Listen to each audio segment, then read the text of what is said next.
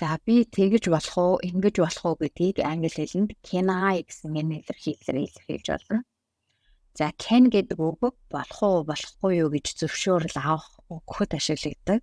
Үүнээс гадна чадах уу, чадахгүй юу гэж чадвар чадамжийн талаар ярихад бас ашиглагддаг үг байгаа. Өнөөдрийн энэ видеогоор бид нар зөвшөөрөл авах өгөхөд can гэдэг үг хэрхэн ашиглагдах талаар үзье.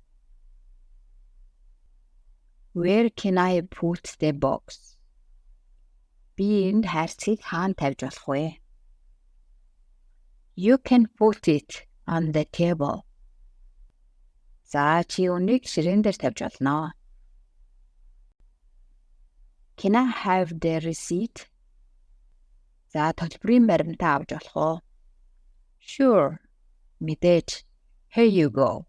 Маа гэдэг үг. Here you go гэж хүнд юм өгөхтөө хэлдэг үг. Монголоор бол маа.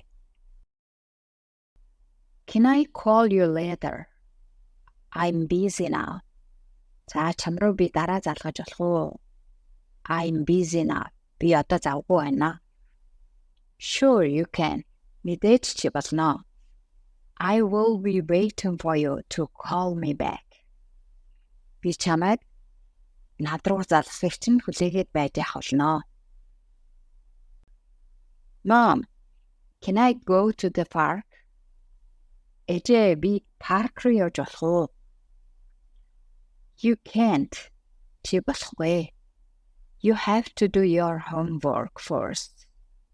Чи гэрийн даалгавраа эхлээд хийх ёстой.